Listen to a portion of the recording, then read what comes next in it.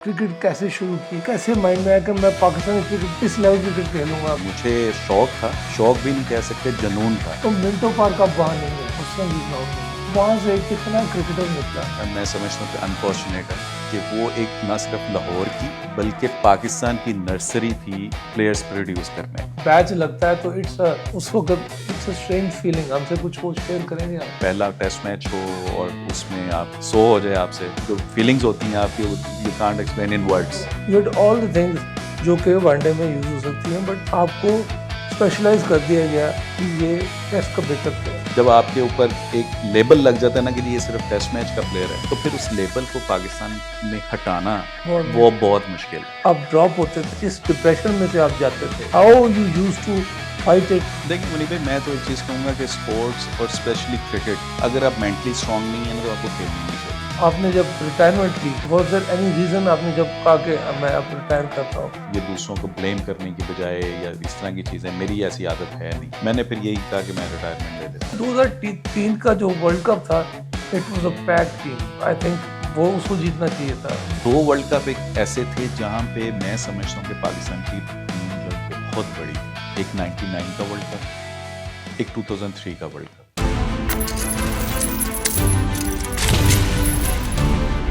Unbreakable. बिस्मिल्लाहिर्रहमानिर्रहीम। इय्याका नअबुदु व इय्याका नस्तईन। मैं मुनीब रज़ाक हाजिर हूँ आज अनब्रेकेबल के नए एपिसोड के साथ। और ये एपिसोड शुरू करने से पहले मैं आपको एक छोटी सी कहानी सुनाऊंगा। पाकिस्तानी क्रिकेट टीम में एक लड़का एंटर हुआ, छोटी सी उम्र का, लेफ्ट हैंडेड बैट्समैन, एंड आते ही पहले मैच में 100 किया और सारी दुनिया में रौला पड़ गया। किसी ने कहा नया सईद अनवर आ गया है, किसी ने कहा नया आमिर सुहेल आ गया है, but he had his own story to write. So जिस तरह का शुरू हुआ, फिर आगे काम कुछ इस तरह चल ना सका। अंदर बाहर की पॉलिटिक्स का, कभी इस बच्चे को पॉलिटिक्स से लड़ना पड़ा, इसको इंजरी से लड़ना पड़ा, इसको रिवलरी से लड़ना पड़ा, बट इसने हार नहीं मानी। ये लड़ता रहा, ये बाहर जाता था टीम से, फिर वापस आता था विद मोर वेंजेंस, हमेशा वापस आए। मैं अल्लामा इकबाल का एक शेर ऐड करना चाहूँगा, ये इस बच्चे पर पूरा उतरता है कि पलटना झपटना झपटना पलटना, लहू गर्म रखने का है एक बहाना। ये है कहानी। मैं अब अपने मेहमान की तरफ चलता हूँ जिनकी ये कहानी है। I welcome mister Taufeeq Umar my podcast. Sir, thank you very much for joining us. बहुत शुक्रिया मुनीब भाई, आपने हमें टाइम दिया। आई नो बहुत यू हैव अ शुक्रिया। बिजी शेड्यूल, नहीं बट बिल्कुल, it's honour honour for me कि आपके मैं शो में आया जी, और आई फील मतलब really grateful to you. Honour is with us. Thank you. Thank you. अब हम अपने पॉडकास्ट को शुरू करते हैं। आप ने क्रिकेट कैसे शुरू की, हमें थोड़ा सा उस ब्रीफ में से लेके चलें। हाउ ये चीज़ें शुरू हुई, आपने कैसे माइंड में आया कि मैं पाकिस्तानी क्रिकेट मतलब इस लेवल क्रिकेट खेलूंगा, मैंने नहीं कुछ कोई और प्रोफेशन नहीं चुनना मैंने। मुनीब भाई, मेरी भी वही इसी तरह, जैसे आपको पता है कि पाकिस्तान में जो मोस्टली क्रिकेटर्स हैं वो स्ट्रीट क्रिकेट खेलते हैं, गली मोहल्लों में खेलते हैं। और टू बी ऑनेस्ट, मैंने कभी पहले ऐसा सोचा नहीं था कि मैं पाकिस्तान को रिप्रेजेंट करूंगा, पाकिस्तान से खेलूंगा। ऐसी कोई चीज़, ऐसी मतलब मेरी सोच तो नहीं थी, क्योंकि वहाँ पे हम लोग शहर में रहते थे उस वक्त, तो गली मोहल्ले में खेलना कोई ऐसा प्लान नहीं था कि, क्योंकि मेरी फैमिली में भी कभी किसी ने इस क्रिकेट को जो है एज ए प्रोफेशन नहीं चूज़ किया। तो कोई भी क्रिकेटर नहीं था हमारी फैमिली में। तो मुझे भी बस शौक था, शौक भी नहीं कह सकते, जुनून था। जुनून की हद तक जो था, मुझे क्रिकेट का शौक था। और सारा दिन बस वही स्ट्रीट में क्रिकेट खेलना, दोस्तों के साथ जो है वही, और दोस्ती भी उनके साथ थी जिनके जो क्रिकेट खेलते थे मोहल्ले में। तो बस वहाँ से फिर हुआ ये कि मेरा एक दोस्त था, वो एक दिन Imran Khan Pepsi coaching clinic हुआ था 94 में गालिबन, वो वहाँ पे वो ट्रायल्स के लिए जा रहा था।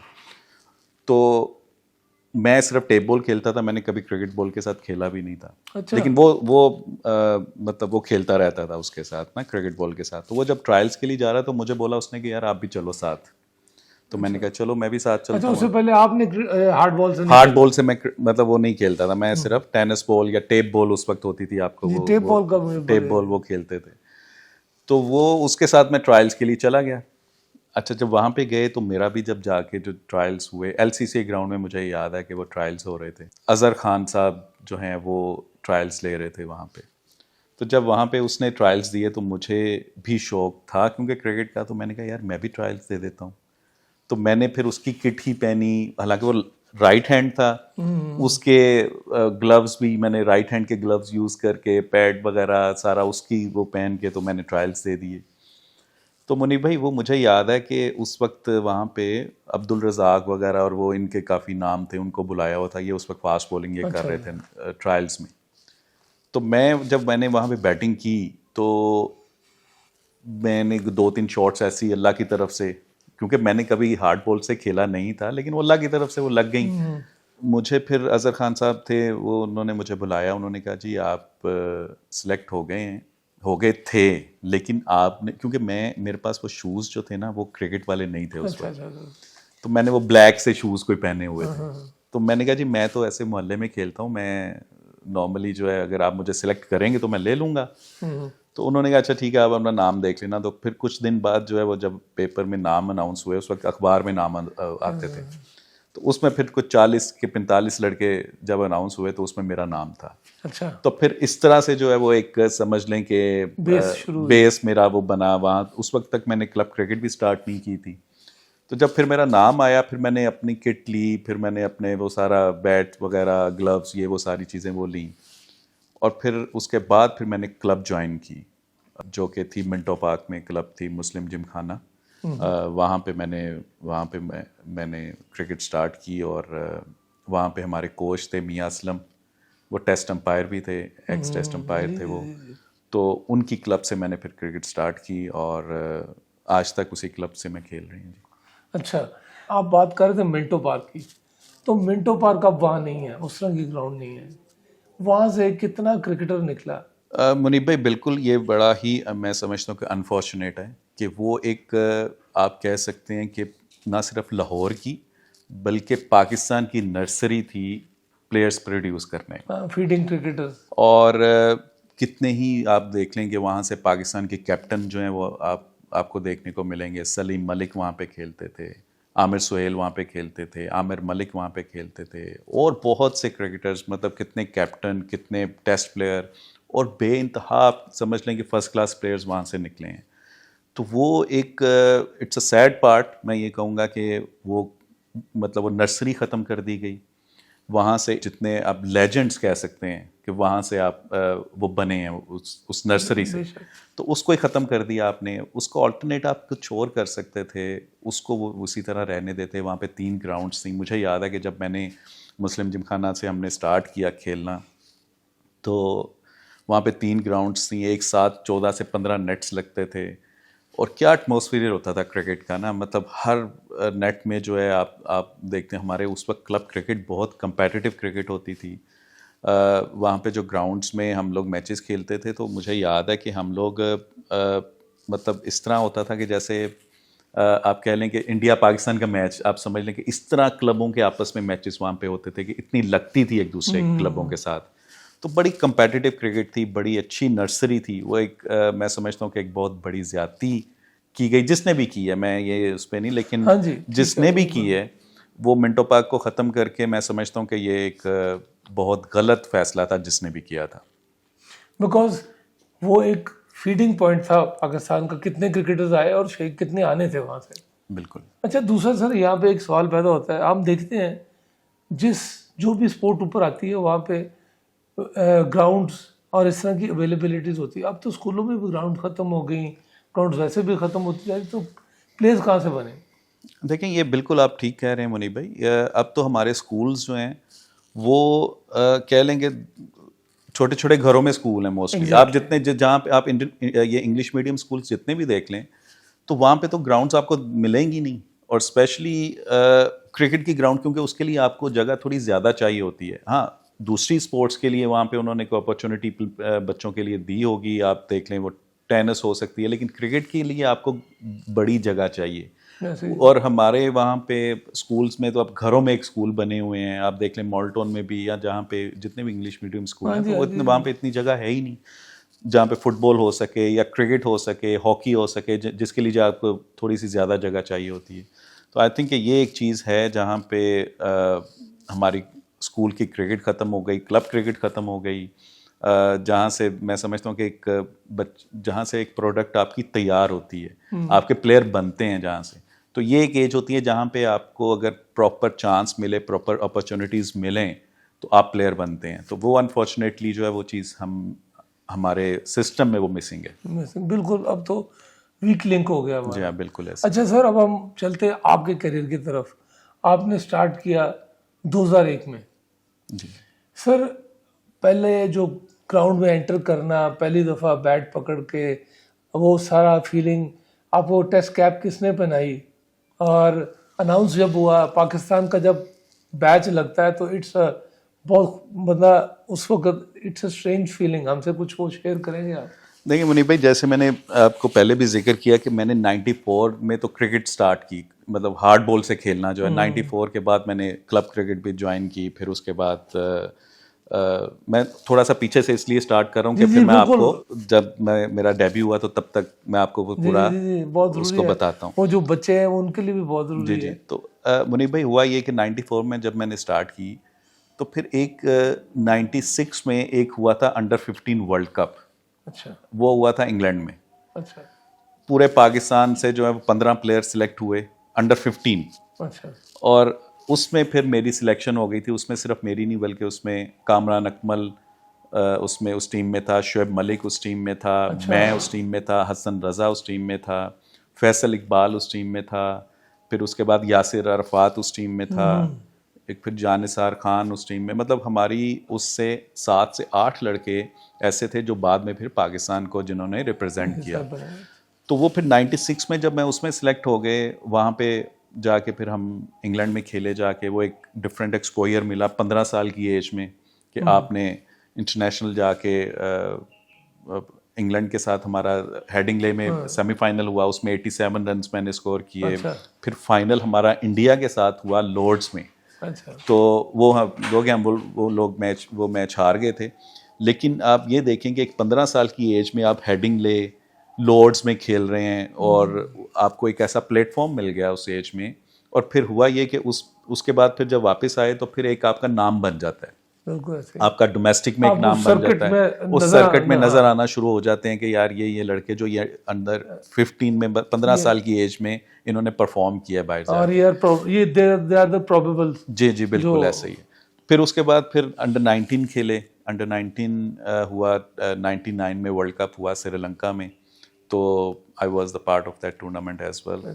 और उसमें फिर उसमें भी हम लोग सेमीफाइनल हार गए थे, लेकिन उसमें मैंने अल्हम्दुलिल्लाह उस पूरे टूर्नामेंट में मेरी परफॉर्मेंस बहुत अच्छी थी।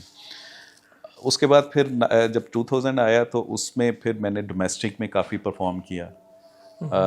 और फिर 2001 में ये जब मेरा डेब्यू हुआ तो ये एशियन टेस्ट चैम्पियनशिप हो रही थी। अच्छा। और उसमें बांग्लादेश, श्रीलंका, पाकिस्तान, ये तीनों टीमें खेल रही थी उस टूर्नामेंट में। इस टेस्ट मैच से पहले एक 3-डे मैच था कराची में। अच्छा। UBL की ग्राउंड में। अच्छा। तो उसमें भी मैं मतलब मुझे चांस मिला तो मैंने 100 रन किए उसमें। अच्छा। अगेंस्ट बांग्लादेशी। तो जब वो 100 किया तो मेरा नाम आ गया टेस्ट मैच के लिए, और वो था मुल्तान में। तो अल्हम्दुलिल्लाह I was the 7th Pakistani who scored a century on debut. तो उसमें अल्लाह ताला ने मुझे पहले मैच में इज़्ज़त दी और बहुत ही अल्लाह ताला का शुक्र अदा करूं जितना उतना कम है। तो उसमें फिर जब 100 हुआ तो फिर ऑब्वियसली आपको पता है कि मतलब it's like a dream come true कि आपका पहला टेस्ट मैच हो और उसमें आपने मतलब 100 हो जाए आपसे। तो वो मतलब यू कांट एक्सप्लेन, जो फीलिंग्स होती हैं आपकी, you can't explain in words. वो इतनी स्ट्रांग होती है कि अब वर्ड्स में नहीं आ सकता। बिल्कुल ऐसे ही है। पाकिस्तान खेलना कोई छोटी बात। बिल्कुल ऐसे ही है। तो वो मुनीब भाई एक ऐसा मतलब स्टार्ट जब आपको अच्छा मिल जाता है आपके कैरियर का, तो आपको पता है कि फिर उसके बाद फिर आपके लिए चीज़ें बहुत आगे आसान हो जाती हैं। ऐसे ही। तो उसके बाद आपने उसी टूर में, आपको मेरा ख्याल है बहुत अच्छा टूर लगा था वो वाला साल। जी मेरा वो बहुत अच्छा माशाल्लाह से लगा था। फिर उसके बाद इन 2002 मेरा वनडे का डेब्यू हुआ। और फिर 2003 का वर्ल्ड कप जो था, जो साउथ अफ्रीका में था, I was the part of that world cup as well. और उसमें मैंने फिर 4 मैचेस मैंने खेले थे अगेंस्ट ऑस्ट्रेलिया, इंडिया, हॉलैंड और जिम्बाब्वे। ये 4 मैचेस मुझे मिले थे, बाकी मैचेस में मैं नहीं खेला। लेकिन उसमें फिर ये था कि मेरे कैरियर के स्टार्ट में मुझे वर्ल्ड कप खेलने का भी मौका मिला, तो जो I think it's a big achievement for me. अच्छा सर, मुझे ये बताएं कि आपका, मैं स्टैट्स पढ़ रहा था वनडेज में, ना तो आपको ज़्यादा मैच मिले वनडेज में, ना आपकी वो एवरेज उस तरह है, तो वाई वॉज दिस के आप इतने अच्छे परफॉर्मर थे, छिक्के भी मार लेते थे, डिफेंस भी कर लेते थे, you had all the things जो कि वनडे में यूज़ हो सकती हैं, बट आपको स्पेशलाइज कर दिया गया कि ये टेस्ट का बेहतर प्लेयर।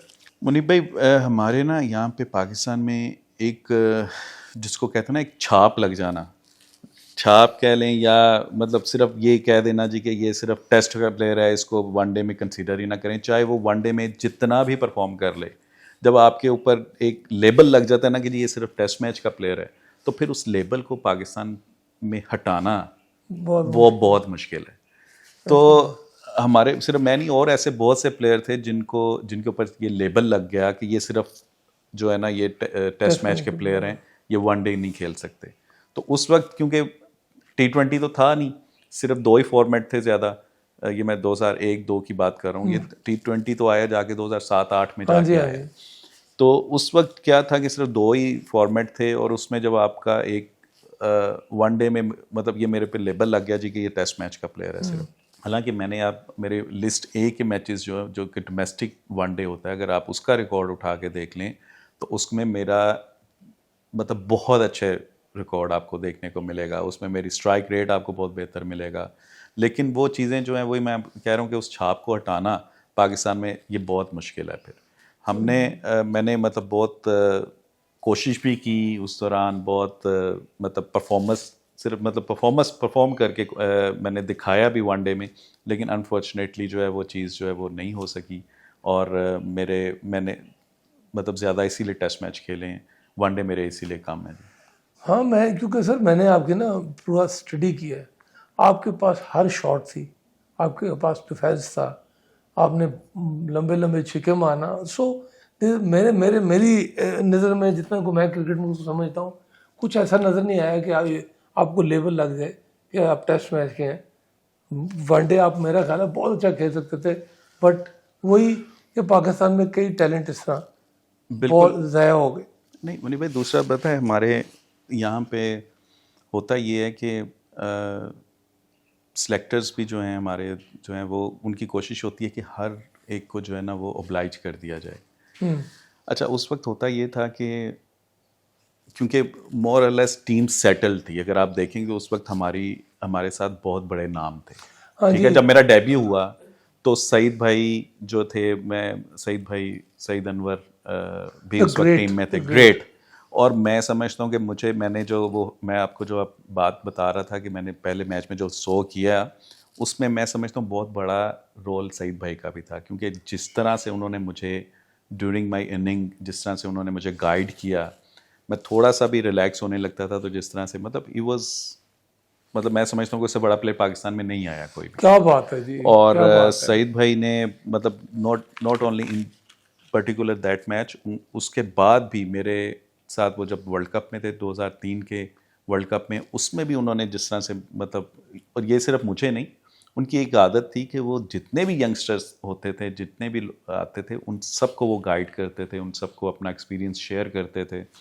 तो मतलब ही वॉज द लेजेंड, मैं यही कहूँगा कि तो वो थे, इंजी भाई थे उस एरा में, यूसुफ भाई थे, मतलब एक तरह से टीम हमारी सेटल थी। यूनस भाई थे उस वक्त, ऑलराउंडर्स भी अब्दुल रज़ाक थे, अजहर महमूद थे, ठीक है। फिर उसको बॉलिंग अटैक अगर देख लें तो वसीम भाई थे, बकार यूनस थे, शोएब अख्तर थे, स्पिनर्स में आपके पास साथ सकलैन मुश्ताक थे, उसके बाद शाहिद अफरीदी थे। तो मतलब हमारी टीम पैक टीम थी। तो उस टीम में जगह बनाना और खेलना भी मैं समझता हूँ कि एक चैलेंज था। अच्छा, उसमें होता ये था कि जब भी टीम की परफॉर्मेंस ख़राब होती थी ना, ओपनर्स चेंज होते थे।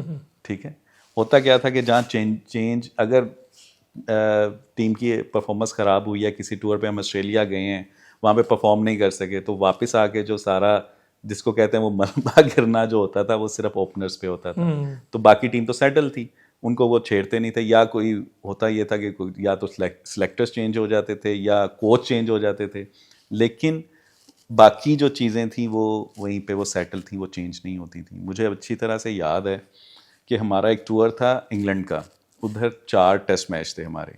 अच्छा। तो मुनीब भाई 4 टेस्ट मैचेस में बॉब वुलमर हमारा कोच था, इंजी भाई कैप्टन थे उस टूर पे। तो उन 4 टेस्ट मैचेस में 4 डिफरेंट ओपनिंग पेयर मतलब आजमाए बदले गए गए। थे, बदले गए 4। मतलब मैंने किसी दुनिया में ऐसा कहीं नहीं देखा, किसी मुल्क में नहीं नहीं, देखा ऐसे नहीं कि होता अगर नहीं। 4 टेस्ट मैच हैं तो 4 डिफरेंट ओपनिंग पेयर जो हैं वो खिलाए जा रहे हैं।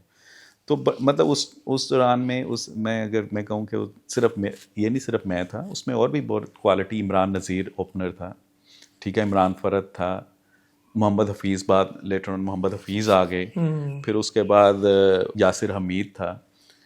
तो बहुत से ऐसे प्लेयर थे जो कि मैं समझता हूँ कि अगर वो आज की क्रिकेट में होते तो वो बहुत ज़्यादा क्रिकेट भी खेले होते और उनकी परफॉर्मेंसेस भी बेहतर होती।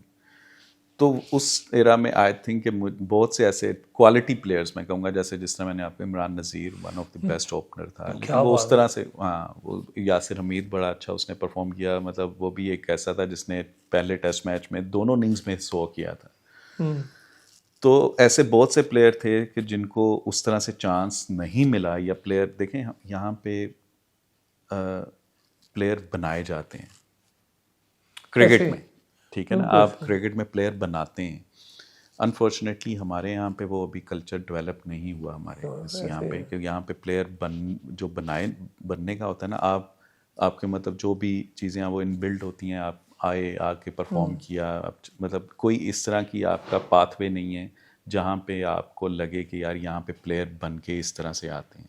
वो अनफॉर्चुनेटली अभी तक हमारी क्रिकेट में वो डेवलप चीज़ नहीं हो सकी। सो वो एक छोटा सा दौर आया था, मेरा ख्याल है दैट वाज इमरान खान के दौर में ये चीज़ हुई थी। मैंने थोड़ा सा जो इंतमाम आप देखें, ही वाज अपोज्ड कि वो वर्ल्ड कप पे ना जाए 92 में।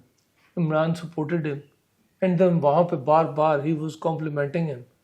एक शॉट मारी उसने, मेरा ख्याल एक मैच, मुझे I don't remember the match, एक चौका था, और उस चौके पे वो इंतमाम खुद ये स्टोरी बताते हैं कि हम जा रहे थे न्यूजीलैंड, तो फ्लाइट में इमरान के साथ मेरी सीट आ गई। तो इमरान खान ने कहता मुझे लग रहा था कि गालियाँ पड़ेंगी। तो ही सेड कि यार जी तूने वो जो 4 मारा है, एक 4 मार के आउट हो गया था यार, वो क्या बात है, ऐसी तो कोई शॉट ही नहीं खेल सकता। सो सर, एक प्लेयर को आप इतना कॉन्फिडेंस दे दें तो फिर वो तो परफॉर्म करता है। बिल्कुल, देखिए मुनीब भाई, ये है ही क्रिकेट जो है या कोई भी स्पोर्ट्स है, वो कॉन्फिडेंस का नाम है। अगर आप कॉन्फिडेंस है आप में और आप कर सकते हैं, आपको लगे कि एक तो प्रिपरेशन होती है, आपने पहले वो करनी है, प्लस उसके बाद जो आपकी मैनेजमेंट है, आपका कैप्टन है, आपकी वो किस तरह से आपको देख रहे हैं और किस तरह से आपको वो कॉन्फिडेंस दे रहे हैं, ये चीज़ बहुत मैटर करती है, ठीक है। और वो अनफॉर्चुनेटली जो है वो उस तरह से हमारा ये कल्चर अभी तक, मैंने जैसे पहले कहा कि वो डेवलप नहीं हुआ हमारे यहाँ पे, उस तरह से बैक नहीं किया जाता, और जिसकी वजह से ओबियसली आप देख लें कि आज हमारी क्रिकेट जो सफ़र कर रही है। बहुत बुरे लाते हैं जी, कोई समझे ना समझे, मुझे तो कम से कम जितनी मुझे समझ है उतनी तो है। बिल्कुल ऐसे। आपके करियर की तरफ थोड़ा सा आते हैं। आपको 2004 में मेरा ख्याल है टीम से निकाला गया, you are not the part of the team. उसमें कोई ऐसा फैसला, जो मैंने जितना सारा देखा क्रिकेट, मैं स्टडी किया आपका सारा, तो बनता नहीं था इतने, और फिर उसके बाद 4 साल मेरा ख्याल लैप्स आया।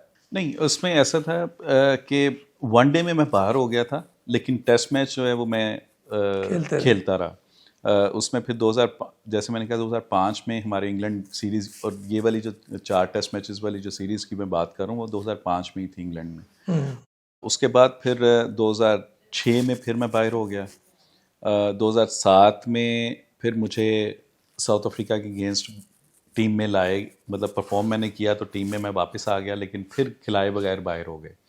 तो फिर उस वक्त जो है, आपको याद होगा, एक लीग हुई थी ICL के नाम से, तो फिर मैं वहाँ पे हम लोग चले गए थे, कुछ 6 प्लेयर थे हम लोग जो वहाँ पे चले गए थे, जिसमें इंजी भाई, मैं, इमरान फरद, अब्दुल रज़ाक, अज़हर महमूद और शब्बीर अहमद, ये 6 प्लेयर थे जो हम लोग आईसीएल हम खेलने चले गए थे इंडिया। तो उसके बाद फिर आपको पता है कि उस लीग जो भी गए थे उनके ऊपर बैन लग गया, वो 2-3 साल बैन रहा। तो जब 2010 में मुझे याद है कि जब वापस वो जब लीग ख़त्म हो गई तो 1 साल के बाद फिर हम वापस टीम में आ गए थे। मेरा कमबैक हुआ था फिर 2010 में जब मिसबा कैप्टन हुआ था।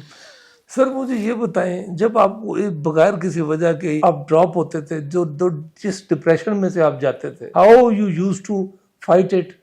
मतलब एक होता है ना डिप्रेशन में जाना, बल्ला फेंक देना, या मैं इसलिए पूछ रहा हूँ कि आजकल के बच्चे, जो हमारा प्रोग्राम है इट्स बेसिकली मोटिवेशनल प्रोग्राम, सो हम ये बताना चाहते हैं बच्चों को कि हिम्मत नहीं हारनी और लगे रहना है, ऊंचे नीचे रास्ते आते हैं।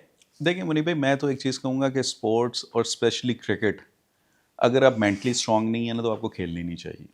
Very good. ठीक है, अगर आप मेंटली स्ट्रांग हैं तो आपको इस तरफ जाना चाहिए, क्योंकि यहाँ पे अप एंड डाउन्स आते हैं। यहाँ पे आप एक दिन आपने 100 किया है, अगले 10 मैचेस में ऐसा होता है कि आपसे परफॉर्म ही नहीं होता।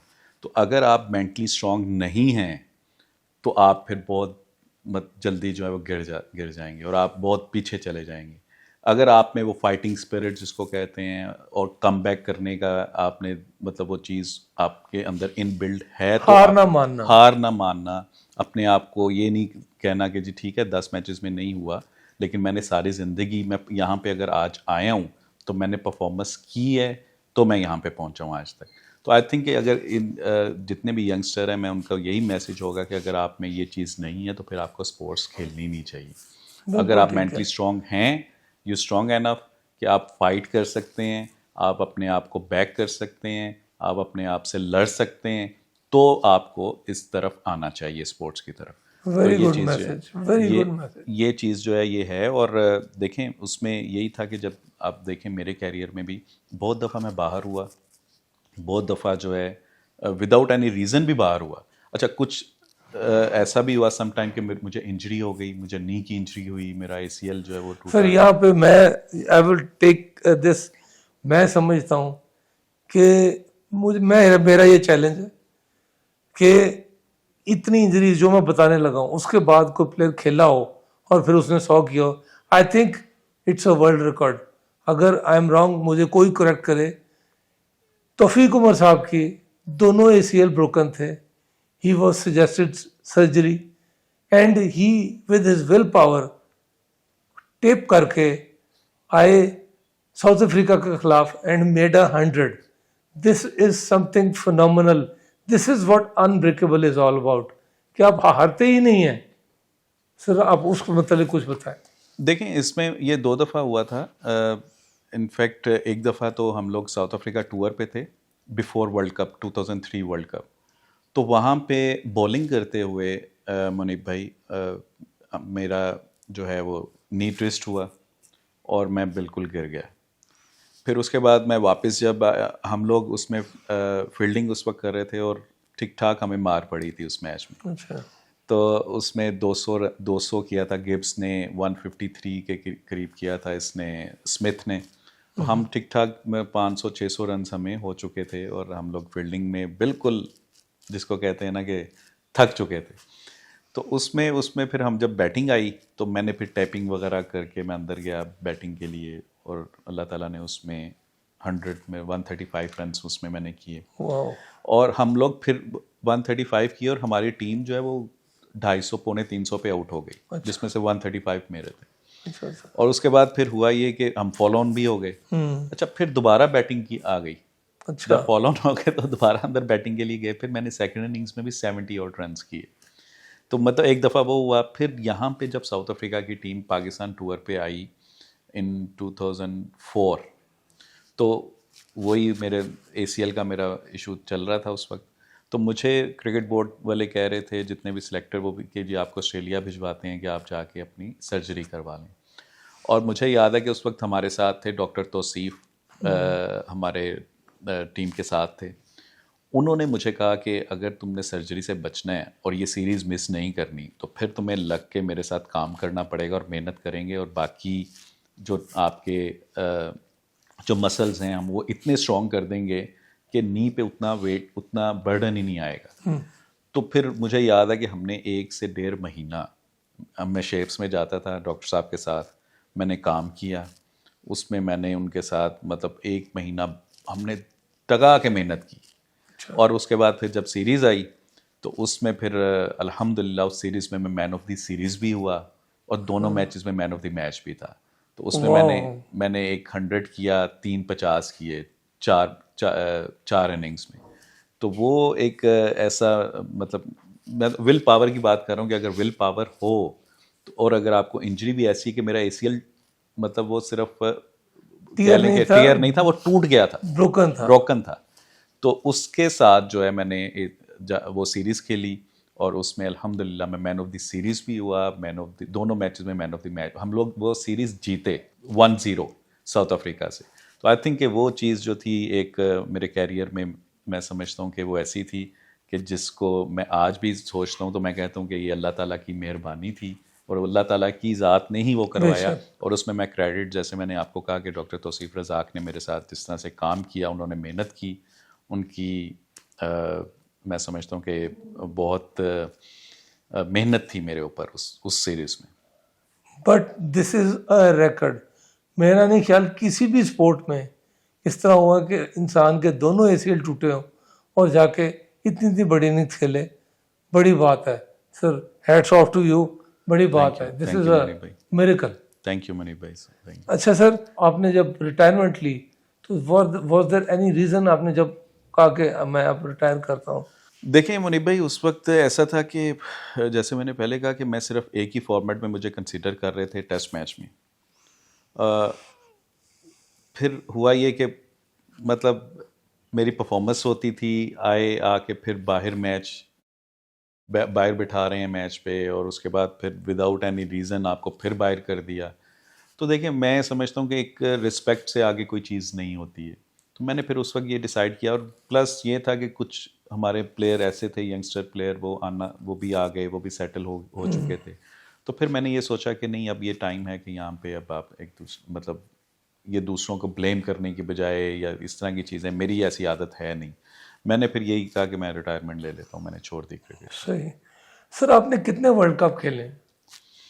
मैंने वर्ल्ड कप एक ही खेला जी, 2003 का वर्ल्ड कप खेला है। मतलब वैसे जैसे मैंने पहले कहा, अंडर 15 वर्ल्ड कप भी खेला, अंडर 19 वर्ल्ड कप खेला, फिर 2003 का वर्ल्ड कप पाकिस्तान से खेला। बस ये 3 वर्ल्ड कप मैंने। और सीनियर्स में आपने एक वर्ल्ड कप खेला 2000। लेकिन सर 2003 का जो वर्ल्ड कप था, it was a packed team. I think उनमें कोई वो उसको जीतना चाहिए था। हमारे पास बड़ी दफ़ा इस तरह की टीम है, बट हम हमेशा ही मतलब रह जाते थे। मुनीब भाई, अगर आप देखें ना, जितनी भी पाकिस्तान ने वर्ल्ड कप खेले हैं, हिस्ट्री आप उठा के देख लें, तो 2 वर्ल्ड कप एक ऐसे थे जहां पे मैं समझता हूं कि पाकिस्तान की टीम जो है बहुत बड़ी थी। एक 99 का वर्ल्ड कप, एक 2003 का वर्ल्ड कप। आप अगर देखें तो ये दोनों वर्ल्ड कप में मतलब आप प्लेयर्स का अगर नाम लें तो आपका बॉलिंग जो अटैक था वो वसीम अकरम, वकार यूनुस, शोएब अख्तर, सकलैन मुश्ताक, अब्दुल रज़ाक, अज़हर महमूद, शाहिद अफरीदी, ये आपके बॉलिंग में थे। बैटिंग में आपका सईद भाई थे, उसके बाद इंजी भाई थे, मोहम्मद यूसुफ था, उसके बाद यूनुस खान था, और उसके मतलब कीपिंग अगर आप देखें तो राशिद लतीफ़ था, 99 में मोइन खान था। तो 99 और 2003 की टीम जो थी वो मोर और लेस सेम भी थी, और मैं समझता हूँ कि जितने भी वर्ल्ड कप अगर आप देखें हिस्ट्री उठा के तो सबसे स्ट्रॉन्ग टीम भी थी। तो लेकिन बहुत मतलब 99 में हम लोग फाइनल हारे, और 2003 में हम लोग सेकंड राउंड में भी क्वालिफाई नहीं कर सके। उसके रीज़न बहुत मतलब और भी ऐसे रीज़न थे, क्योंकि वहाँ पे मैं समझता हूँ कि जिस तरह से टीम में यूनिटी होनी चाहिए थी वो चीज़ नहीं थी। मैंने देखा कि उस टूर पे हमारे सीनियर प्लेयर आपस में लड़े भी, और इस तरह के बहुत से फैक्ट देखें। क्रिकेट में जब इस तरह की चीज़ें होती हैं ना, तो फिर जो है आप टीम्स जीतती नहीं है। तो वो मैंने उस टाइम पे मतलब, क्योंकि मैं I was a part of the team, तो ये रियलाइज़ किया कि ये चीज़ें थी उस वक्त टीम में, जिसकी वजह से हम उसमें नेक्स्ट राउंड में भी सब मतलब हम लोग कह लें कि क्वालिफाई नहीं कर सके, जितनी बड़ी हमारी टीम थी। सर ये कप्तानी की जंग तो बड़ी पुरानी है, जी जी बहुत पुरानी है। मैं यहाँ पे, मैं क्योंकि नॉन क्रिकेटिंग हूँ, मैं यहाँ पे दो तीन नाम लूँगा, आप बेशक उस पर अपनी टेक ना दीजिएगा। सर वसीम और वकार अब खुद मानते हैं कि हम एक दूसरे से लगते थे, बट हमारी एजेस ऐसी थी, हम इमेच्योर थे। उस सर इमेच्योर तो थे, पाकिस्तान का तो बड़ा गर्क हो गया ना। अब बिल्कुल देखें, आपके डिफरेंसेस होते हैं, देखें कहाँ नहीं होते, वो होते हैं, लेकिन जहाँ पाकिस्तान का नाम आ जाए और जब आप ग्राउंड में जाएं तो फिर उसको आपने पीछे रखना है, फिर पाकिस्तान ऑलवेज फर्स्ट। ये बात है ना। तो वो चीज़ जो है वो अनफॉर्चुनेटली उस सिरा में जो है वो मुझे, क्योंकि मैं टीम के साथ था तो मुझे ऐसा फील भी होता था, बल्कि मुझे नहीं, और भी प्लेयर्स जितने भी पार्ट थे उस वक्त टीम का, वो सब यही था कि यार ये चीज़ गलत हो रही है, इस तरह से नहीं होना चाहिए। जितने भी डिफरेंसेस हों, जो भी हो, कप्तानी की दौर है, कुछ भी है, वो आपको ग्राउंड से बाहर होना चाहिए। जब ग्राउंड में आ गए तो फिर आपको पाकिस्तान की प्राइड और पाकिस्तान के लिए खेलना, उससे आगे कोई चीज़ नहीं होनी चाहिए। नहीं होनी चाहिए, बिल्कुल ऐसे ही है। सर एक और वर्ल्ड कप का फैसला जो था, मेरा ख्याल है शायद अफरीदी साहब कप्तान थे तब, तो आखिरी मैच था, मेरा ख्याल है दैट वाज शोएब अख्तर को खिलाया नहीं गया था। जी जी शोएब ने बॉलिंग प्रैक्टिस की थी, but at the last moment he was not played. I think 2011 का वर्ल्ड कप था, जी जी जी इंडिया में था, मोहाली में वो मैच था, हाँ जी। लास्ट मैच था, जिसमें पाकिस्तान फिर वो हार गए थे वो मैच हम लोग, जिसमें वहाब ने आई थिंक के 3 विकेटें ली 3 के थी 4 और आउट किए थे इकट्ठे बहुत जी जी करीब। बिल्कुल, वो तो उसने आउट किए थे उस मैच में। तो देखें बिल्कुल शोएब भाई इट वाज द लेजेंड। उसने पाकिस्तान के लिए जिस तरह से उसने बहुत से मैचेस भी जितवाए, उसने बहुत मतलब उसकी परफॉर्मेंसेस बहुत हैं पाकिस्तान के लिए, और एक मतलब प्राइड है वो पाकिस्तान के, समझ लें कि जितना नाम दुनिया में माशाल्लाह से उन्होंने कमाया, तो उनको इस तरह से आई थिंक वो मैच उनको खिला देना चाहिए था। अगर एक लास्ट उनका वो टूर्नामेंट था और लास्ट मैच था, तो आई थिंक इतना जो है वो ज़रूर उनको चांस देना चाहिए था कि वो लास्ट मैच खेलें। बिल्कुल ऐसी है। और वो मैं समझता हूँ कि अगर वो होते, और एक इतने बड़े प्लेयर को जब पता होता है कि वो लास्ट मैच खेल रहा है, हाँ, तो ही गिव्स इट ऑल, मतलब वो अपना सब कुछ उस मैच में वो कर सकते थे। तो आई थिंक वो चीज़ बिल्कुल उनके लिए भी ये काफ़ी पूरी ज़िंदगी ये रहेगा कि लास्ट मैच अगर मैं खेलता तो शायद मैं पाकिस्तान को जितवा देता। बिल्कुल तो आई थिंक वो मैं समझता हूँ कि उनको खिलाना चाहिए। बहुत बड़ी जाती थी वो। जी हाँ बिल्कुल। अच्छा सर, अब हम आते हैं अपनी डोमेस्टिक क्रिकेट की तरफ। आप बताएं क्या हो रहा है, आप क्योंकि यू आर इनटू इट, आपने देखा है, आप देख भी रहे हैं, तो how can we improve it, और it can not be improve? अगर आपकी डायरेक्शन ठीक हो तो इट कैन बी इम्प्रूव, ठीक है ना। अगर आपकी डायरेक्शन ठीक नहीं है, अगर आप ऑपोजिट वे में जा रहे हैं, तो आप कहेंगे कि आप मंजिल पे पहुंच जाएंगे, तो वो पॉसिबल नहीं है। वंस अपनी डायरेक्शन आप देखें, हमारा अनफॉर्चुनेटली क्या है कि बहुत से सालों आप देख लेंगे उठा के कि हमारा हर 2 साल बाद 3 साल बाद हमारा जो डोमेस्टिक का जो स्ट्रक्चर है वो चेंज होता है, ठीक है। जब आपकी इतनी चेंजिंग्स होती हैं आपके स्ट्रक्चर में, तो आप कैसे इम्प्रूव कर सकते हैं, ठीक है। आपको मिनिमम आप पहले तो ये डिसाइड कर लें कि हमारे इस सिस्टम में कौन सा स्ट्रक्चर जो है वो बेहतर है। वंस यू डिसाइड कि ये जो है इस तरह से क्रिकेट की इम्प्रूवमेंट हो सकती है, तो फिर एटलीस्ट उसको मैं समझता हूँ कि 8 से 10 साल देने चाहिए, ठीक है। एटलीस्ट उसको फिर चलने देना चाहिए। ऐसा नहीं है कि आपको मतलब 1 साल बाद 2 साल बाद रिजल्ट आना शुरू हो जाएंगे, ऐसा पॉसिबल भी नहीं है। आपको उसको फिर टाइम देना है। हम हर 2 साल के बाद जब अपना स्ट्रक्चर चेंज करते हैं, तो उससे होता क्या है कि मतलब आप अब जैसे एक मिसाल मैं देता हूँ कि 2 साल पहले हुआ ये कि हमारी डिपार्टमेंट क्रिकेट ख़त्म हो गई। हाँ जी, हाँ जी, हाँ जी। ठीक है जी। अब डिपार्टमेंट जब क्रिकेट ख़त्म हुई, तो वो एक ऐसा प्लेटफॉर्म था प्लेयर्स के लिए जो कि डिपार्टमेंट ही प्लेयर्स को फीड करता था, ठीक है। रोजी रोटी वहाँ से वो होता था। वो एकदम से हुआ ये कि वो ख़त्म कर दी गई। अच्छा, उसके बाद फिर वो 6 टीम्स का आ गया जी, 6 टीम्स थी।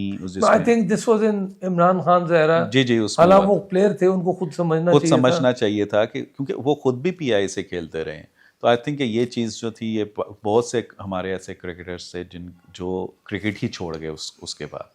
तो आई थिंक ये एक मैं समझता हूँ कि that was the bad decision, मैं उसको कहूँगा। दूसरी चीज़ क्या थी जी कि आपने 6 टीम्स बना दी। अब 2 साल भी नहीं वो चला वो सिस्टम हमारा, आपने फिर चेंज कर दिया, आप फिर वो डिपार्टमेंट को वापस ले आए, आपने रीजन्स की वो सारी क्रिकेट को फिर वापस ले आए।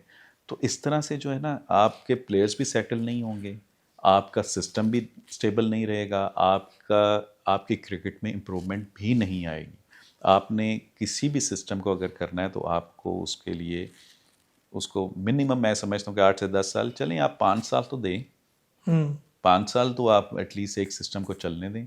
जब वो चले, आपको रिजल्ट नहीं आए तो फिर आप चेंज कर दें, लेकिन 1-2 साल के बाद चेंज करने से आपकी क्रिकेट इंप्रूव नहीं होगी, ये फॉर श्योर है। अच्छा सर, यहाँ पे हम थोड़ा सा मॉडर्न क्रिकेट में आते हैं। आई थिंक जिस प्लेयर की पाकिस्तान में इस वक्त सबसे ज़्यादा फैन फॉलोइंग है वो बाबर आजम, ठीक है। मेरी नज़र में बाबर आजम T20 के लिहाज से it doesn't have that average, and I think आप कंपेयर कर लें, अगर हम किसी पिछले प्लेयर को कंपेयर करते हैं, जिस तरह Inzamam use to go and वो मैच फिनिशर था, मैच ख़त्म करता था। यहाँ मुझे बाबर आजम और रिजवान के ये बातें नज़र नहीं आती। देखिए मुनीब भाई, मैं एक चीज़ पे है कि आप किसी भी मतलब एरा को, अब जैसे इंजी भाई की आप बात करें, no doubt is world class player, Babar Azam जो है वो भी वर्ल्ड क्लास प्लेयर है, इसमें वो नहीं है, आप कंपैरिजन तो नहीं कर सकते। बट हाँ, आपकी एक चीज़ जो है, आप जो बात कर रहे हैं कि उस तरह से फिनिश करना जो है, मैच को फिनिश करना जिस तरह विराट कोहली करता है, फिनिश करता है और वो मैच जितवा के ले जाता है टीम को, वो चीज़ नहीं है। लेकिन उसके लिए एक चीज़ आपने ये भी देखनी है कि आपके जो सराउंडिंग में कौन से प्लेयर हैं। बाबर आजम के साथ कौन से प्लेयर थे, इंजी भाई के साथ या विराट कोहली के सराउंडिंग्स में कौन से प्लेयर हैं, ठीक है। अब इंजी भाई का अगर आप देखें तो उस वक्त Mohammad Yusuf world class player था, Younis Khan world class player था। उसके बाद फिर नीचे जो आप कहते हैं कि बहुत से मैचेस आपको देखने को ऐसे मिलेंगे जिसमें आप कह रहे हैं कि इंजी भाई ने फिनिश किया, लेकिन उसमें कंट्रीब्यूशन आपको रज़ाक का भी मिलेगा, आपको अजहर महमूद का भी मिलेगा, आपको उसमें नीचे मोइन खान हो गया या राशिद लतीफ़ उस वक्त विकेट कीपर थे, उनका भी कंट्रीब्यूशन मिलेगा। इसी तरह विराट कोहली की अगर मिसाल लें तो उसमें रोहित शर्मा है, उसमें मतलब काफ़ी प्लेयर्स हैं उनके जो कि मैच विनर्स हैं। अनफॉर्चुनेटली हमारे इस वक्त जो है बाबर आजम हो गया या रिजवान भी आप कह सकते हैं, उस तरह से तो नहीं, लेकिन रिजवान को भी आप कह सकते हैं कि इज़ अ मतलब परफॉर्मर तो वो है। तो उस तरह से नीचे उसको उस तरह से प्लेयर नहीं है हमारे पास कि जो उस तरह से फिनिश कर सके। आपको कंट्रीब्यूशन चाहिए होता है, इट्स अ टीम गेम, ठीक है। Cricket is a team game, इसमें आपको छोटे छोटे कंट्रीब्यूशन दूसरे प्लेयर्स से भी चाहिए होती हैं, जो कि अनफॉर्चुनेटली हमारे उस तरह से नहीं है अभी। देखें, मैं बाबर आजम को नो डाउट कि वो अभी स्ट्रगलिंग फेज से गुजर रहा है, उसको परफॉर्म करना है, उसको परफॉर्म करना भी चाहिए, और अगर वो नहीं करेगा तो इसी तरह क्रिटिसिज्म तो होगा। लेकिन आपके पास मुझे ये बताएं कि उसके अलावा और प्लेयर कौन सा है, आपका ऐसा कौन सा प्लेयर है कि जो कि पिछले 3-4 साल जो है कंटिन्यूसली वो नंबर 1 नंबर 2 पे रहा हो ऑल फॉर्मेट्स में, वो चाहे T20 है, वो चाहे वनडे है या वो टेस्ट मैच है।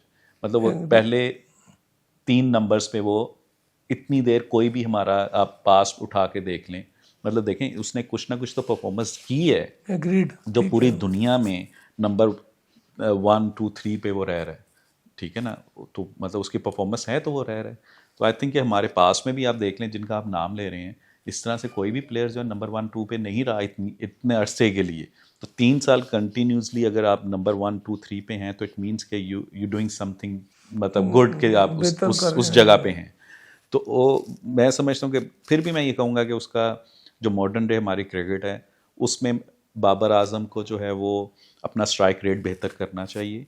उसकी जो फ्लॉज हैं टेक्निक में जो नज़र आ रहे हैं कि जी यहाँ पे वो थोड़ा सा अंदर आते हुए बॉल पे थोड़ा सा फंस रहा है, वो जैसे ही थोड़ा सा अंदर 140 प्लस वाला जो उसको अंदर लेके आता है तो वो या तो लेग बिफोर हो रहा है या वो बोल्ड हो रहा है।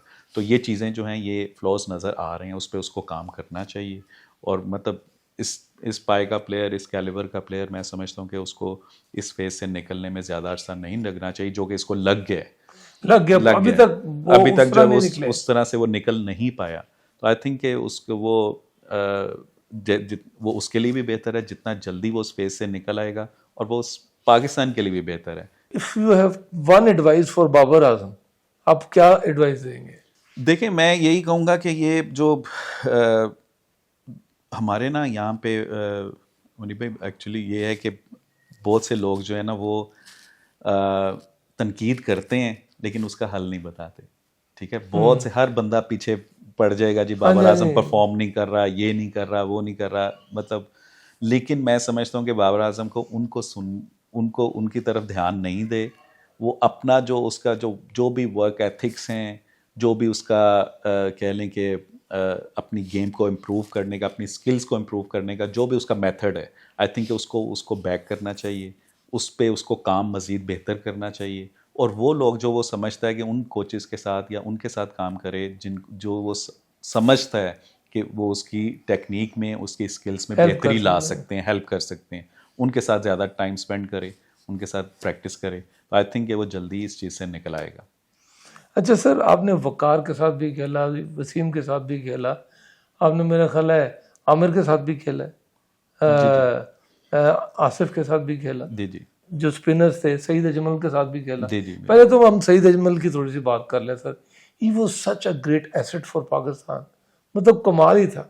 बिल्कुल, देखें जी, सईद अजमल जिस तरह से ये मैं बाबर की बात कर रहा हूँ, उसी तरह सईद अजमल भी मेरा ख्याल है कि 2 से 3 साल जो है वो टॉप रैंकिंग में रहा है पाकिस्तान। अनप्लेबल था वो, अनप्लेबल था। और उसने जिस तरह से जितनी आप कह लें कि जिस तरह की दुबई और अबू धाबी की विकेट्स पे स्लो विकेट हैं, वहाँ पे स्पिनर्स के लिए ठीक है वो ब्रेक तो होता था लेकिन स्लो था, लेकिन क्योंकि उसकी बॉल में जान इतनी थी कि वहाँ पे वो अनप्लेबल, मतलब आप इंग्लैंड वाली सीरीज़ उठा के देख लें तो वो अकेला पाकिस्तान को सीरीज़ जिता गया। उसके बाद ऑस्ट्रेलिया वाली सीरीज़ आप उठा के देख लें जो हमने दुबई में खेली है, तो वो अकेला एक ऐसा पाकिस्तान का वो मैं समझता हूँ प्लेयर था कि जो परफॉर्म करता था तो पाकिस्तान मैच इजीली निकाल जाता था। आई थिंक कि वो इज़ वन ऑफ देम कि इज़ अ लेजेंड। और पाकिस्तान जो है जिस तरह से उसको भी लास्ट में जिस तरह से उसको पाकिस्तान क्रिकेट बोर्ड ने या जिस तरह से उसके साथ ट्रीट किया है, मैं समझता हूँ कि वो डिजर्व नहीं करता था। और sir he should have been guarded, बिल्कुल, बिकॉज अगर इस तरह का कोई इंडिया का प्लेयर होता तो वो कभी ना उसको जाने देते, बैन ना लगने देते, ज्यादती इस तरह ना होती, इस तरह नहीं। बिल्कुल मैं समझता हूँ कि the way he treated by the PCB वो उस तरह से नहीं होना चाहिए था जी। बिल्कुल। अच्छा सर, अब बकार, वसीम, मोहम्मद आसिफ, आमिर, पाकिस्तान का ऑल टाइम ग्रेट बॉलर्स, आप इनमें से किसको रेट करते हैं? देखें, ये जिनके भी आपने नाम लिए हैं ये सारे वर्ल्ड क्लास में थे, इसमें कोई डाउट ही नहीं है। लेकिन आई थिंक वसीम भाई, क्योंकि मैं उनको खेला भी हूँ, तो इज़ वन ऑफ दी, मतलब कह लें कि मेरी नज़र में कि वो सबसे डिफ़िकल्ट बॉलर जो थे वो मुझे लगते थे। वेरी ट्रू, बहुत सारे लोग यही कहते हैं अभी तक, वो ही इज रेटेड। बिल्कुल, आई थिंक वन नहीं, he is the best left handed bowler बिल्कुल इन द वर्ल्ड, बिल्कुल ऐसे ही। अब प्रोड्यूस्ड शायद वैसा ना है। नहीं, बिल्कुल जी, नो डाउट। और ये सिर्फ ये नहीं कि वो पाकिस्तान ये कहते हैं, बल्कि आप दुनिया में कहीं पे भी जाके जितने भी क्रिकेट खेलने वाले हैं और समझने वाले हैं, आप कहीं पे भी जाके उनसे पूछेंगे तो वो उनको बहुत हाई रेट करते हैं। अच्छा सर, जब ये पाकिस्तान टीम पे जो बैन लगा, जब आसिफ, आमिर, ये सारे जो बैन हुए, तो मुझे ये बताएं सर कि वहाँ पे वर्ल्ड कप बहुत पास था और ये टीम बहुत अच्छी थी। मुझे तो ऐसा लगता है कि हिट किया गया हमारी टीम को, उस वक्त अपाज हो गए बिल्कुल इनके बगैर। मतलब इसमें कसूर तो हमारा भी थे, ठीक है, वो तो था हमारे, मतलब सारा। लेकिन चलें उस चीज़ में नहीं जाते। लेकिन बात ये है कि ऑब्वियसली हमारे वो बॉलर उस वक्त, जैसे मोहम्मद आमिर जिस तरह से वो परफॉर्म कर रहा था, आसिफ जिस तरह से उस वक्त परफॉर्म कर रहा था, सलमान बड़ा अच्छा परफॉर्म कर रहा था, उस वक्त कैप्टन भी था, गोइंग ग्रेट गन्स, या बिल्कुल वो बड़ा अच्छा कर रहा था। तो आई थिंक कि वो एक पाकिस्तान के लिए बहुत बड़ा सेटबैक था। और उसके बाद पाकिस्तान की क्रिकेट बहुत सफ़र की। अगर आप ये देखें कि क्योंकि मेरा कमबैक उसके बाद हुआ, उसके फ़ौरन बाद साउथ अफ्रीका की सीरीज़ थी जिसमें मिसबा एज ए कैप्टन आया था और मेरा कमबैक हुआ था 2010 में। तो उसमें आई थिंक कि फिर मुझे अभी तक याद है कि एक डिफरेंट ही माहौल हो गया था उसके बाद टीम का ना। तो मतलब ये था कि वो एक बहुत बड़ा सेटबैक था। लेकिन अल्हम्दुलिल्लाह, अल्लाह का शुक्र है कि पाकिस्तान की क्रिकेट अब उस चीज़ से, उस फेज से निकल चुकी है। अच्छा सर, यहाँ पे थोड़ा सा मिसबाउल हक साहब के बारे में बात कर लें। आई थिंक कि वो एक ऐसा प्लेयर था, जब वो आया तो अपनी पीक पे नहीं आया, हिज पीक वाज गॉन, उसके बावजूद इतना बड़ा मार्क पाकिस्तान क्रिकेट पे छोड़ के गया, he became the captain and बहुत मतलब बड़ा प्लेयर था मेरा ख्याल है। देखिए मुनीब भाई, नो डाउट जिस फेज में उसको कैप्टन, मैंने जैसे कहा कि वो पाकिस्तान की क्रिकेट का मुश्किल तरीन दौर था जब वो कैप्टन बना। वो सिर्फ क्रिकेट के लिहाज से नहीं, ओवरऑल अगर आप देखें तो बहुत मुश्किल दौर था। उस वक्त ये था कि हम लोग ऐसे थे, मतलब जैसे हम लोग एक प्रिजन में, तो इस माहौल में इस तरह की जब माहौल हो तो उसमें एक टीम को लीड करना, उसको फिर टॉप पे लेके आना, परफॉर्मेंस लेना, ये इजी जॉब नहीं थी, मतलब इजी टास्क नहीं था, बिल्कुल नहीं था। लेकिन the way Misbah lead the team, I think मैं समझता हूँ कि उसको Hats off credit, to him. हाँ, हेड्स ऑफ टू हिम, उसको क्रेडिट जाता है। और उसने बहुत अच्छे तरीके से जो है वो पाकिस्तान की टीम को जो है वो उस वक्त लीड किया, ना सिर्फ बल्कि उसको वो जो उसका खोया हुआ मुकाम कह लें या वो जो रिस्पेक्ट थी वो भी वापस लेके आया। और उसने उस तरह से पाकिस्तान की क्रिकेट में, मैं समझता हूँ कि उसने उसका बहुत ही रोल है। खिदमात हैं, मैं समझता हूँ। आप देखें तो जिस तरह आपने जिक्र किया कि इंजमाम के इर्द कितने प्लेयर्स थे, मिसबाह के पास उस वक्त कुछ नहीं था, ज़्यादा टीम नहीं थी, एंड ही यूज्ड टू उसके ऊपर तब वो एलिगेशन सारे लोगों ने लगाना शुरू कर दिया कि टुक टुक हो गया, टुक टुक हो गया। आई थिंक वो सारी टीम को उस वक्त रोकता था, जोड़ता था, वहाँ पे आके शीट एंकर का रोल प्ले करता था।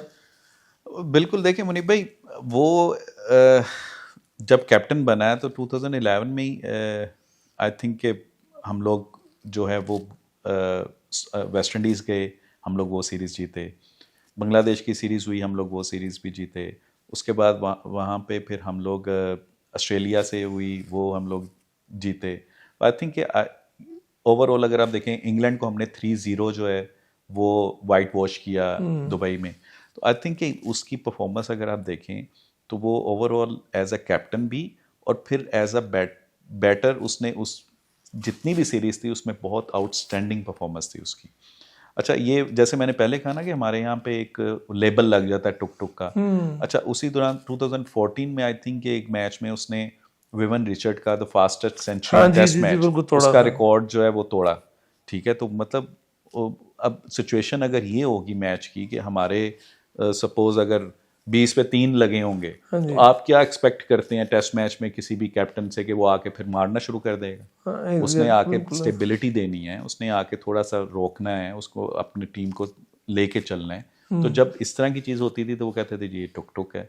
तो आई थिंक तरह की बात वो लोग कर सकते हैं जिनको क्रिकेट का पता नहीं है, जिनको क्रिकेट की समझ बूझ नहीं है। जहाँ पे भी उसको आप देख लें 2007 का जो वर्ल्ड कप हुआ था, T20 का वर्ल्ड कप, उसमें मिसबा की बड़ी ज़बरदस्त परफॉर्मेंस थी। दो कि वो एक सिर्फ शॉट की वजह से वो मैच में अगर जिसका आप जिक्र कर रहे हैं, अगर देखा जाए तो वहाँ उस जगह तक भी मिसबाई लेके आया था। मतलब अदरवाइज तो खत्म मैच तो पहले खत्म हो चुका था। तो हम उसी को शुरुआत दे रहे हैं, जो कि बदलाव वहां तक ले आया, एक तो वन शॉट हुए। बिल्कुल ऐसा, वो तो फिर कोई भी आउट हो सकता है। तो मैं वही बात है कि जी देखें, आप किसी को इस तरह से नहीं है कि आप मतलब यहाँ पे टुक टुक इस तरह की चीज आप कहना शुरू, वही लेबल लग जाता है। इसीलिए मैंने बात की कि this same went with you. बिल्कुल ऐसे ही है, ये नाम के जी, otherwise you had all the shots. बिल्कुल। तो मुनीब भाई, ये मिसबा की इसमें कोई शक नहीं है कि उसमें उसने फिर वर्ल्ड कप में 2015 का जो वर्ल्ड कप हुआ उसमें टीम को उसने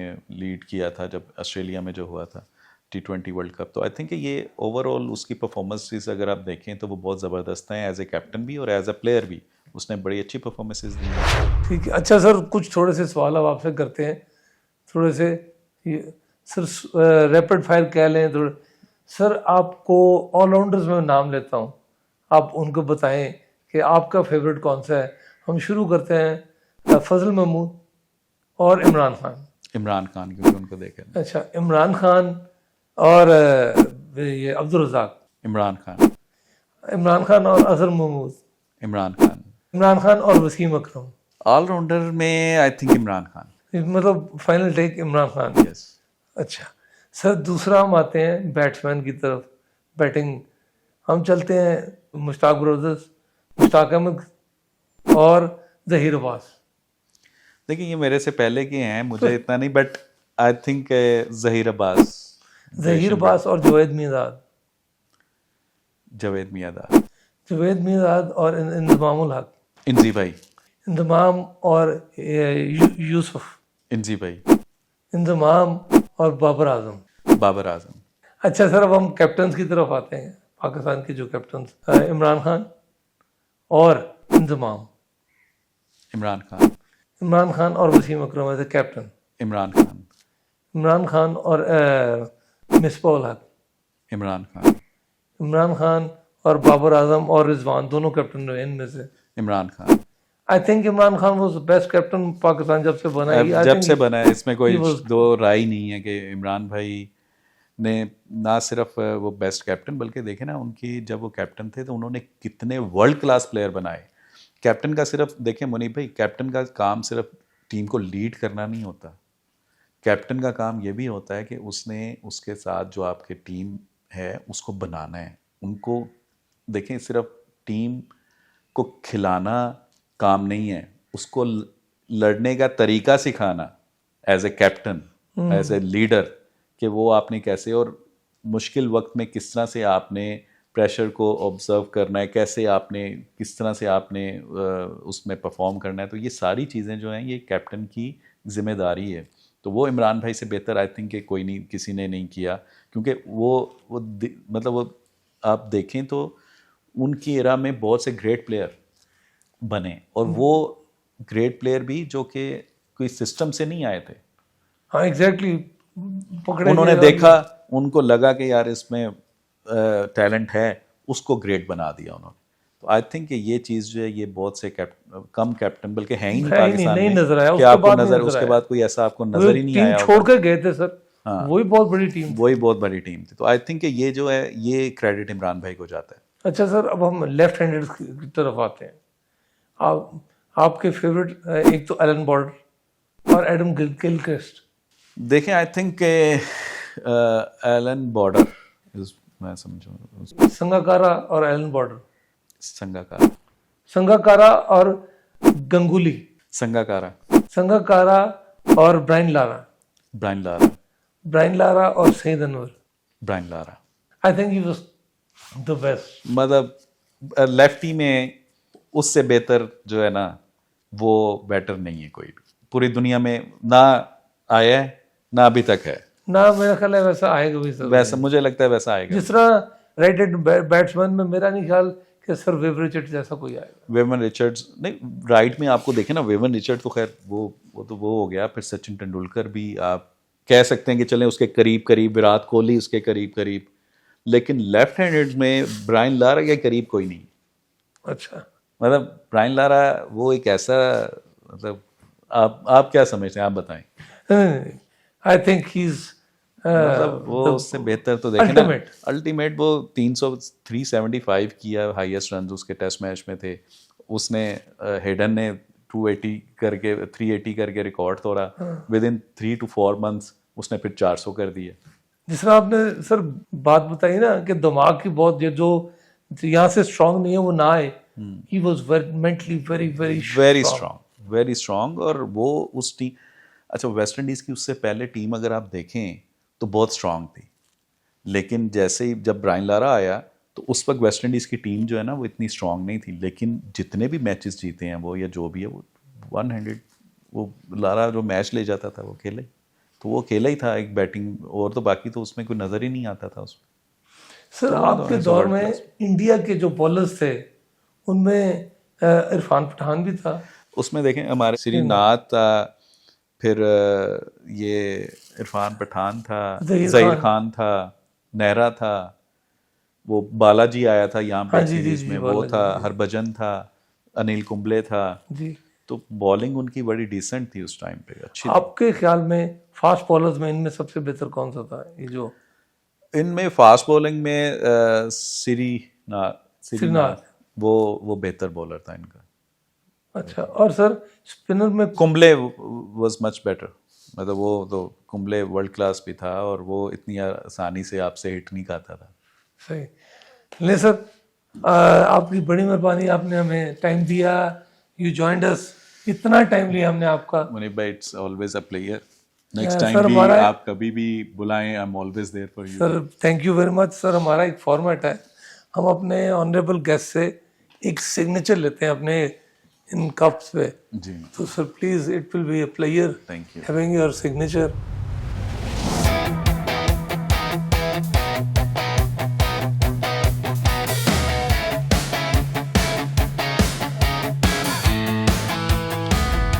जी, दिस इज़ अ सिग्नेचर जो हमारे लिए बड़ी ऑनर है कि हमारी गैलरी में तौफीक भाई का ये सिग्नेचर हमारे पास होगा। Sir thank you very much. Thank you जी। अब मैं अपने पॉडकास्ट का इख्तिताम करता हूँ।